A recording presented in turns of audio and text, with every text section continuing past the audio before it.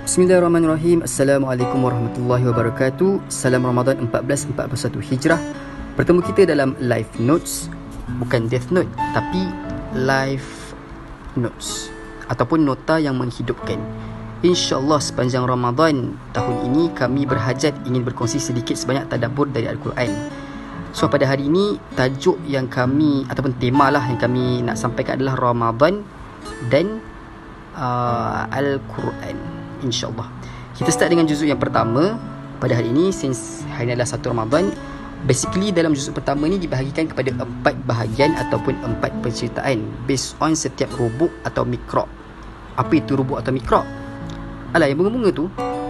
So kalau kita tengok dalam Al-Quran, adalah bunga-bunga tu. Contoh dalam surah Al-Baqarah ni juzuk pertama ayat yang ke-25, lepas tu ada bunga. So itu adalah mikrok ataupun rubuk. Jadi daripada ayat yang pertama sehingga ayat yang ke-25 ni adalah rubuk yang pertama. Kemudian daripada ayat yang ke-26 hingga ayat yang ke-43 adalah rubuk yang kedua, dan seterusnya sampailah rubuk yang ke-8. So dalam juzuk yang pertama ni ada 8 rubuk, tapi hanya ada 4 penceritaan. Yang mana penceritaan yang pertama daripada rubuk yang pertama 1 sampai ayat 25 adalah penceritaan tentang kepimpinan tentang klasifikasi manusia. Kemudian daripada rubuk yang kedua daripada ayat 26 hinggalah ke ayat yang ke-43, penceritaan yang kedua tentang kepimpinan pertama di dunia, iaitu kepimpinan Nabi Adam. Lepas tu sangat banyak Allah ceritakan tentang satu kaum ni daripada ayat 44 rubuk yang ketiga sehinggalah rubuk yang ketujuh hingga ayat yang ke-123. Ini Allah ceritakan tentang kaum, iaitu Bani Israel, iaitu contoh kepimpinan yang gagal. Contoh kepimpinan yang gagal. Kalau tadi contoh kepimpinan pertama, ini contoh kepimpinan yang gagal. Kemudian rubuk yang terakhir, rubuk yang ke-8 adalah contoh kepimpinan yang sukses pula daripada ayat 124 hinggalah ayat yang ke-141. Contoh kepimpinan yang sukses iaitu contoh daripada Nabi Ibrahim. Lepas tu barulah masuk juzuk yang kedua. So basically apa yang kita dapat daripada juzuk yang pertama ni,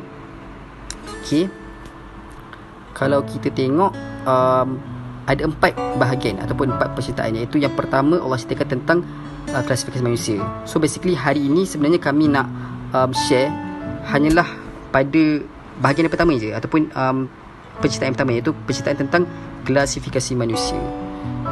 So daripada ayat 1 sampai 25 Allah klasifikasikan manusia ni kepada 3 bahagian, iaitu 3 kaum, 3 manusia.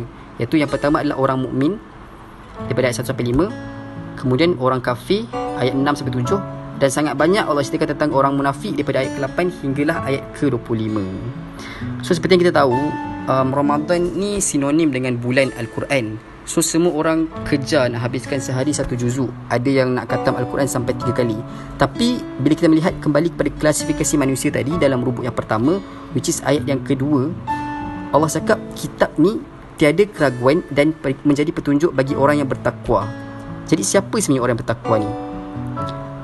So adanya details dalam ayat yang ke-1 sampai ayat yang ke-5 daripada surah Al-Baqarah ni, iaitu yang pertama adalah mereka yang beriman kepada yang gaib, jin dan sebagainya lah, malaikat. Yang kedua adalah mereka yang solat. Yang ketiga adalah mereka yang infak harta ataupun zakat. Yang keempat adalah mereka yang beriman kepada Al-Quran dan kitab sebelum. Dan yang kelima adalah mereka yang beriman kepada hari akhirat. So inilah ciri-ciri orang yang bertakwa. Jadi pada sini kita dapat refleksi yang Al-Quran ni sebenarnya hanya mampu dihayati dan ditadaburi dan diambil rohnya oleh orang yang betul-betul yakin dengan Allah. Orang yang betul-betul yakin dengan Allah, orang yang betul-betul yakin dengan Al-Quran, dan juga orang yang betul-betul fully submit dengan Islam. Sebab kalau kita belum sepenuhnya submit dengan Islam, masakan kita menggelarkan diri kita ni orang beriman yang layak mendapat petunjuk dari kitab ni? Betul tak? So contoh kalau kita tengok Allah compare dalam ayat yang ke-6, which is ayat tentang orang-orang kafir. Datang je ayat kat mereka ni, datang je ayat Quran kat mereka ni, tapi sama je, tak ada perubahan, malah dikunci hati mereka. So kat sini sangat penting untuk kita, sebelum kita start marathon Ramadan ni, kita cuba muhasabah, adakah aku orang yang bertakwa ni? Cukup tak ciri-ciri ni dalam diri kita?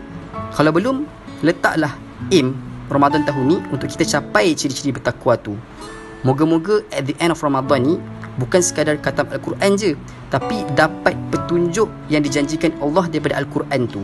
Bahkan dapat takwa yang menjadi aim kepada puasa di bulan Ramadan ni. Wallahu alam. Selamat meneruskan ibadah puasa. Ikhlas daripada LN kami.